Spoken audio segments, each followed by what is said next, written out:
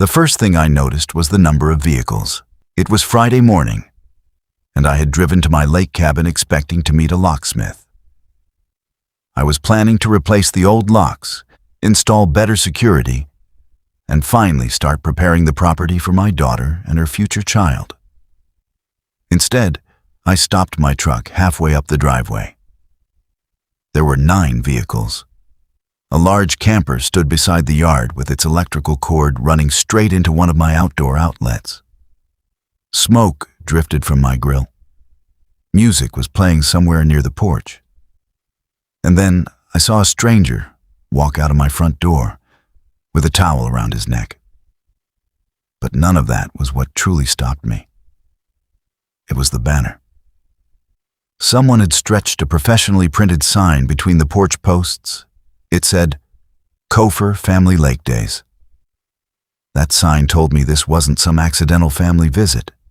Someone had planned this.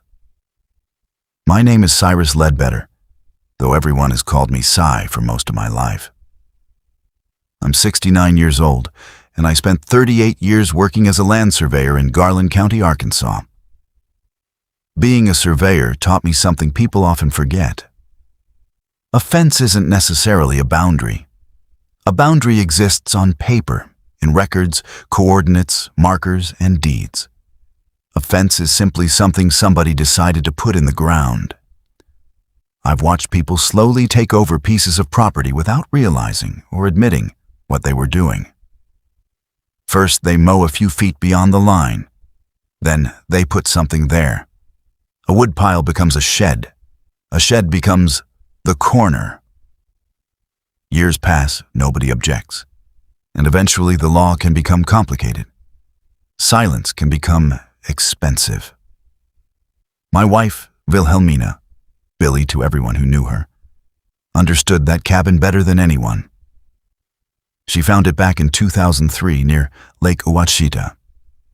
The porch faced west, which made it brutally hot during parts of the afternoon.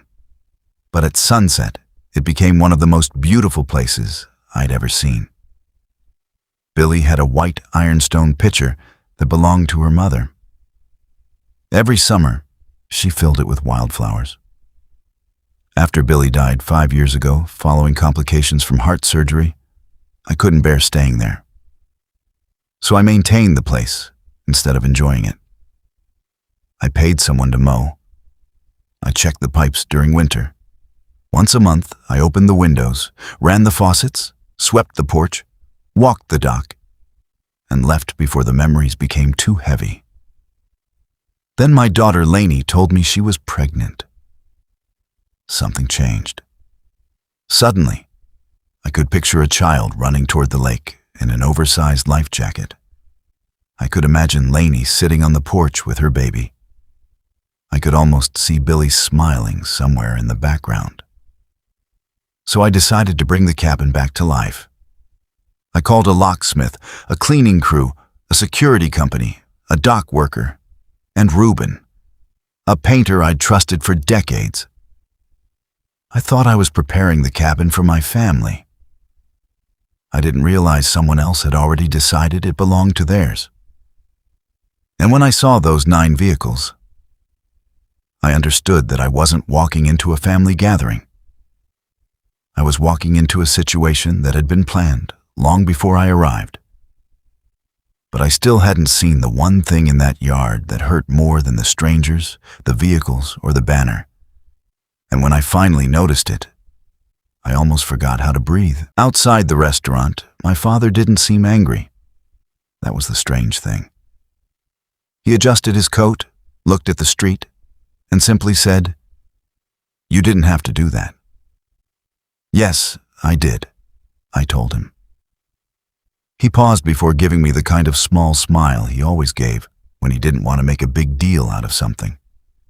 Then he said almost casually, "The chicken was pretty good, though." My wife laughed.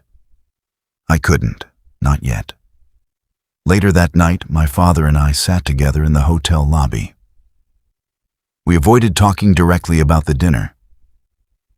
Instead, we discussed Eleanor's architecture work, the condition of his truck, and a neighbor back home who was apparently making a mess of a home renovation. Then my father suddenly looked at me. "I want to show you something." He went upstairs and returned with an old duffel bag. From inside, he pulled out a thick manila folder. I had never seen it before. He placed it on the table. "I haven't told you everything about my business," he said. That sentence alone caught me completely off guard. My father began explaining. Years earlier, in 1987, he had started a small manufacturing company with roughly $11,000 he had saved while working at a machine shop. He called it Brock Industrial Supply and initially operated from a garage. He had only 2 customers. For years, he worked extremely long hours. I remembered him disappearing into the garage when I was young, but I had never understood what he was doing there. By the mid-1990s, the company had grown to more than 20 employees and occupied its own warehouse. He expanded into agricultural equipment components, a decision that eventually proved extremely profitable. By the time I entered college, the company was generating millions in annual revenue.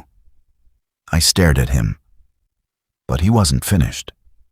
He had deliberately kept his success hidden from me.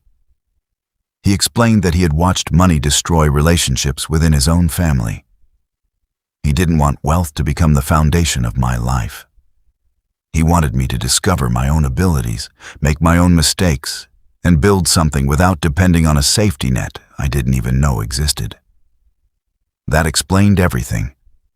The old house, the ordinary truck, the simple clothes, the way he never complained, the way he never told me that financial help was available. Then he handed me another document. In 2019, he had sold the company. I looked at the final figure. $43 million. I read it again because my mind refused to accept it. My father, the man who had been silently judged at dinner, had built a company worth tens of millions, and he had never needed anyone to know. I asked him why he was telling me now. He looked at me and said that the people at dinner could think whatever they wanted.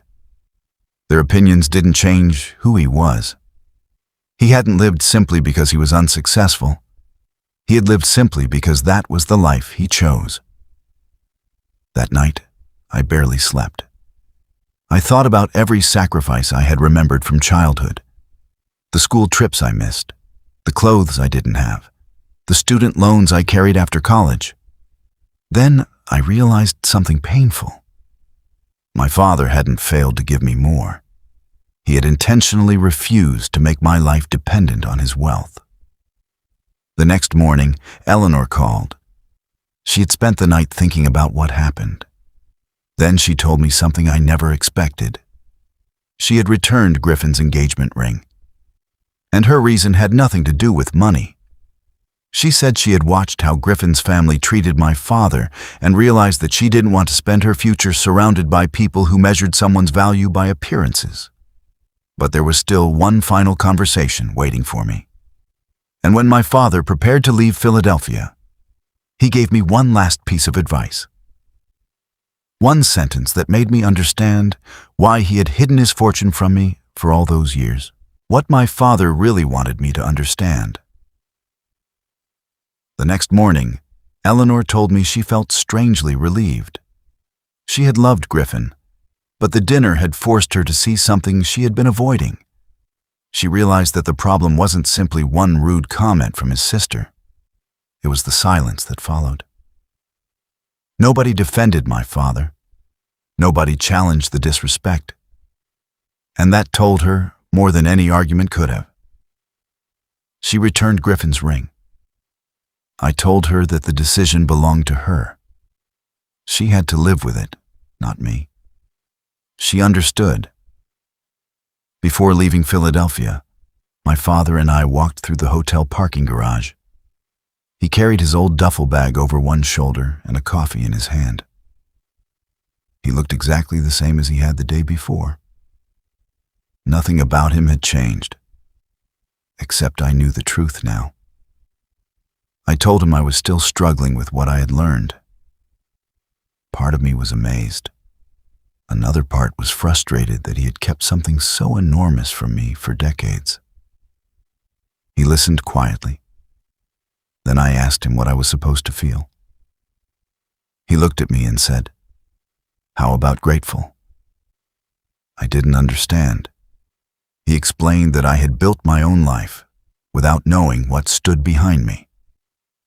I had gone to college, worked, taken risks, paid my own bills, and created a career because I believed I had no other choice. That was exactly what he wanted. He hadn't wanted his money to become my identity. He wanted me to know that whatever I accomplished belonged to me. That realization changed how I remembered my entire childhood. The things I once considered limitations suddenly looked different. My father had been teaching me independence without ever giving me a lecture about it. He had built something enormous, but refused to let his success control our relationship. And perhaps that was the greatest thing he had ever given me. Months passed. Eleanor moved forward with her career and seemed happier. She stayed in touch with my father constantly. Their relationship became even stronger after the dinner. My father continued living the same way. The same simple habits, the same old truck, the same quiet personality. Nothing about his lifestyle changed just because I knew about his wealth. The Alderman family eventually contacted us once. There was an attempt at an apology, but things had already changed. Some bridges can be repaired, but they never look exactly the same afterward. The lesson my father left me wasn't really about money. It was about character.